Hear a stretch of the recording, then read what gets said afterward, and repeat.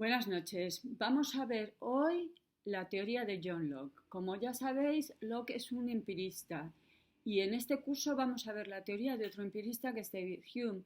Así que para el IBAU podéis optar por elegir entre John Locke o David Hume. Vamos a ver la teoría del conocimiento de Locke, que podéis elegir entre Hume y Locke, pero también la teoría política de Locke, que podéis elegir, como ya sabéis, entre la teoría, por ejemplo, de Maquiavelo, la teoría de Rousseau y la teoría también que ya hemos visto de Hobbes. Por lo tanto, en esta evaluación vamos a ver varias teorías políticas y vosotros elegiréis la que preferís prepararos para el examen de la segunda evaluación. De esos autores, ¿cuál recomiendo yo? Bueno, pues yo recomiendo Rousseau, pero es una recomendación, luego están los gustos. Respecto a la teoría del conocimiento, el problema del conocimiento, ¿es preferible Locke que Hume? Pues de nuevo, con el mismo criterio que os decía en otro vídeo, que entre Maquiavelo, Hobbes y Rousseau, yo elegiría Rousseau porque hay un texto. Yo elegiría la teoría del conocimiento de Hume porque hay un texto, había un texto de Locke, pero lo han eliminado. Empezamos entonces con Locke. Vamos a empezar un poquito con su vida. Ya sabéis que no es importante, nunca se pide en la vida de los autores, pero nos puede ayudar a lo mejor para entender mejor su teoría. Igual que Hobbes, que fue el autor que vimos en el vídeo anterior, Locke también es inglés. Es un poquito posterior, son contemporáneos, pero Locke es más joven. Nace en 1632 y muere en 1704. Cuando él tiene 10 años es cuando se da la revolución puritana de la cual ya os he hablado anteriormente, y cuando Hobbes publica su libro acerca del ciudadano, está estudiando Locke en la Universidad de Oxford. Va a tener mucho interés por la física y la química, se va a hacer amigo de Boyle. De Boyle ya os he hablado en más de una ocasión, porque a él debemos esa distinción entre cualidades primarias y secundarias, y trabajará para un conde, el conde de Shaftesbury, que será un liberal y participará, por lo tanto, en el Parlamento, será uno de los Whigs.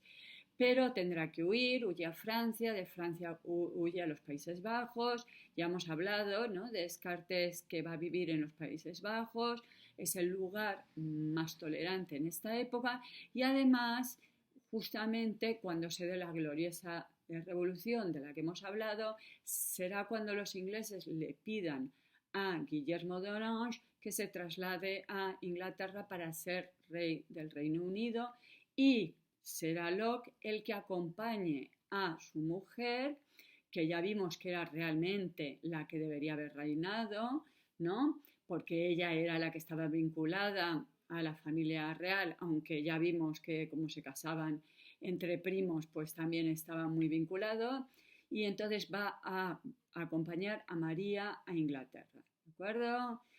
Y en ese viaje que lleva consigo, bueno, pues dos tratados sobre el gobierno civil y el ensayo sobre el entendimiento. Lo que antes hemos dicho de los dos partes más importantes de la teoría de Locke, que son por un lado la teoría del conocimiento, pero por el otro lado la política. Bien, os presento, este es John Locke, este es su amigo Boyle, químico, junto con Lavoisier y Priestley es el que va a inaugurar esta nueva ciencia que es la química.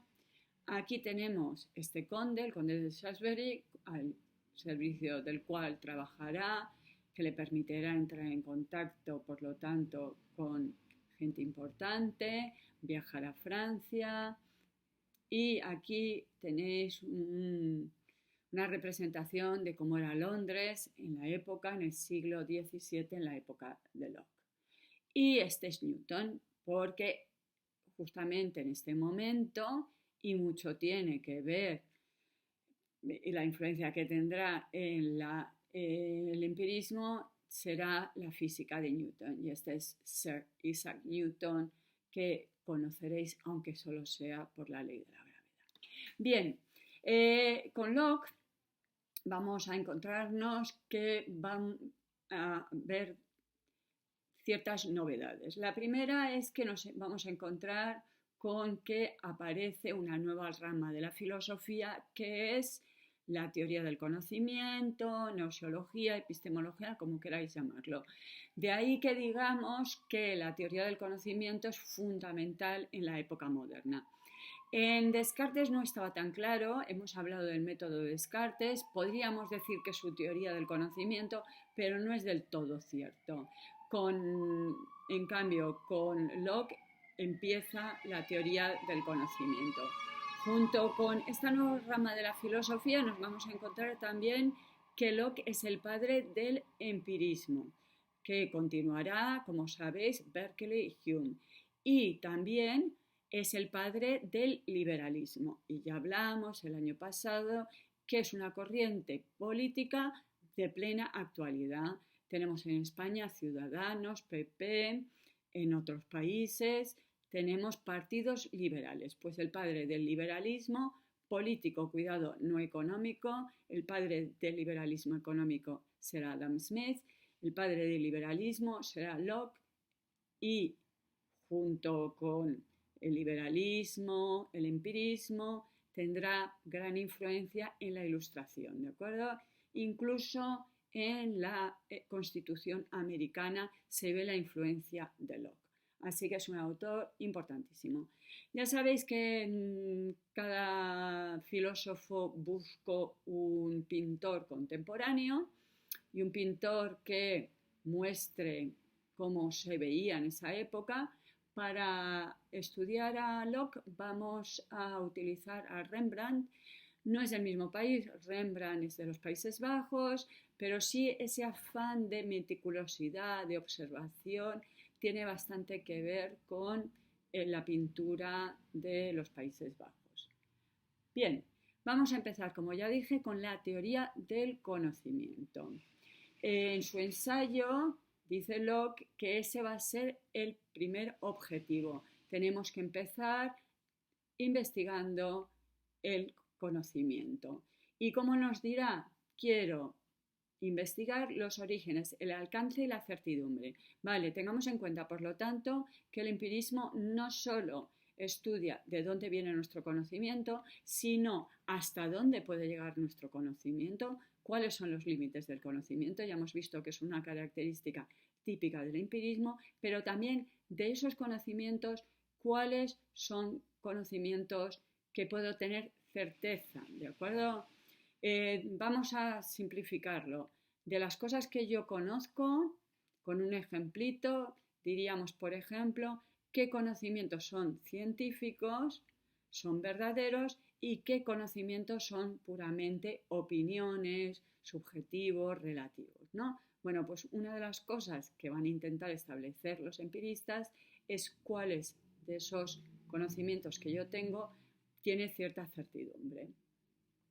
El método empleado por Locke, él dirá que es el método histórico. Vale, para nosotros no es un método histórico, sería más bien el método de la historia natural, es decir, enumeración y clasificación. Lo mismo que haría un botánico cuando intenta clasificar y enumerar, estudiar las plantas, pues él lo va a hacer con el conocimiento humano. Vamos a intentar conocer el alcance de nuestro conocimiento y aunque tiene límites, para Locke tiene plena confianza. Tiene plena confianza es que va a ser capaz de establecer cuál es el origen, el alcance y la certidumbre del conocimiento. Este es un retrato de Rembrandt de Aristóteles.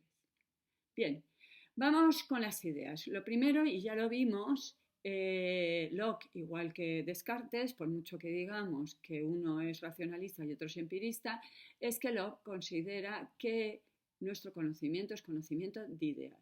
¿Cuáles son los objetos de mi pensamiento? Son las ideas. Cuidado, entonces, para Locke y para Descartes yo no pienso cosas, pienso ideas y luego Ya veremos si las ideas que yo tengo en mi mente se corresponden o no con la realidad. Es decir, para que haya conocimiento, no solo tenemos cosas, tenemos un sujeto, tenemos un objeto, sino que tenemos un intermediario. Y ese intermediario van a ser las ideas. ¿De dónde proceden las ideas? Bueno, pues como ya sabemos, Locke es un autor empirista y por lo tanto niega la posibilidad de que el ser humano tenga ideas innatas, que tenga principios especulativos o morales. A ver, esto será importante porque luego a continuación vamos a ver la teoría política de Locke, ¿no? Bien, pues no nacemos con principios especulativos, nos acordamos que especulativo en filosofía quiere decir teóricos, pero tampoco con principios morales. Os recuerdo que hemos visto la teoría de Santo Tomás y para Santo Tomás el ser humano nace con ciertos principios. Eso es el derecho natural. Tenemos nosotros, aunque no seamos conscientes de ello, ciertos principios innatos morales. ¿De acuerdo? Bien, en nuestra experiencia, Locke distingue dos tipos de experiencia, una externa y otra interna. Empezamos teniendo una experiencia externa que serían las sensaciones. Tenemos ideas de sensación. Ejemplos tontos que puedo poner yo siempre es siento frío, siento calor, luz, oscuridad, etc. Pero a continuación, con esas ideas empezamos a reflexionar. De ahí empezamos a operar y empezamos a tener un nuevo tipo de ideas, que serían las ideas de reflexión. Y esas ideas de reflexión podían ser, por ejemplo, recordar, memorizar, desear, ¿vale? Son cosas que yo experimento, pero que son internas. Esas serían simples y ahí somos pasivos. Luego estarían las ideas que son las ideas complejas. Las ideas complejas las forma el ser humano a partir de las ideas simples y ahí estamos siendo activos. Según Locke, habría tres tipos de ideas complejas, tres tipos de ideas que forma la mente humana. Serían la sustancia, los modos y las relaciones. Nos recuerda un poquito a Descartes, ¿no? Nos acordamos que para Descartes existe la sustancia tiene un atributo y luego estarían los modos. Eso nos parece. Los ejemplos que proporciona el propio Locke. Por ejemplo, una sustancia será la idea de plomo, será la idea de hombre. Luego, ¿cuáles serían las ideas complejas de modo? La idea de triángulo, la idea de gratitud, la idea de asesinato. ¿Por qué? Porque se dan en una sustancia. A ver, triángulo, por ejemplo, yo puedo pensar en una mesa triangular. Por ejemplo, asesinato. No se da un asesinato, se asesina ¿qué? A un hombre, ¿de acuerdo? Y luego estarían las relaciones, que es cuando se comparan dos ideas, ¿de acuerdo? Y ese sería el tipo de ideas que podemos formar. Este sería el esquemita, ideas simples, ideas complejas. Dentro de las ideas simples estarían las de sensación, de reflexión, y dentro de las ideas complejas, sustancia, modo y relación. Ya sabéis que yo suelo ponerlo con B, pero lo podéis saltar si nos gusta escribir sustancia con B. Pero la B nos recuerda que es lo que es el sustrato. Aquí, justamente, de los modos y de las relaciones, porque los modos se dan en las sustancias. Bien, las ideas son signos de las cosas y nos permiten comunicar. Necesitamos signos convencionales. Parece ser que Locke es el primero que empieza a considerar que por un lado estarían las palabras y por el otro lado estarían las ideas, ¿de acuerdo? Entonces, a lo mejor las palabras no se corresponden con las ideas. Y en cuanto a las ideas generales o universales, Locke es nominalista, ¿vale? Os recuerdo qué es esto del nominalismo. El nominalismo viene de un señor que se llama Ockham y para Ockham los universales son simplemente nombres, de ahí el término nominalista. Quiere decir que cuando yo hablo del el universal hombre para Occam no existe, simplemente es más cómodo tener la palabra hombre y poder aplicársela a María, Pedro, Jesús y Tomás que aprenderme un nombre. Para los humanos tenemos nombres particulares, pero para las mesas, por ejemplo, no. Entonces, no existe la mesa universal, sino que existen los individuos concretos. Y por economía y por facilitarnos al ser humano, pues hemos creado esos nombres. Esto es muy importante porque hemos visto en Platón y Aristóteles que los universales eran mucho más reales. Ya sabemos que en un examen no pongo real, pero serían la verdad, los verdaderos entes. Para Platón, las ideas fuera de este mundo, y para Aristóteles son las especies que son eternas, ¿de acuerdo? Entonces, en cambio, para los empiristas, siguiendo esta tradición inglesa, son simplemente nombres. Y lo vamos a dejar aquí y seguimos en el próximo vídeo con la teoría del conocimiento de Locke. Hasta ahora.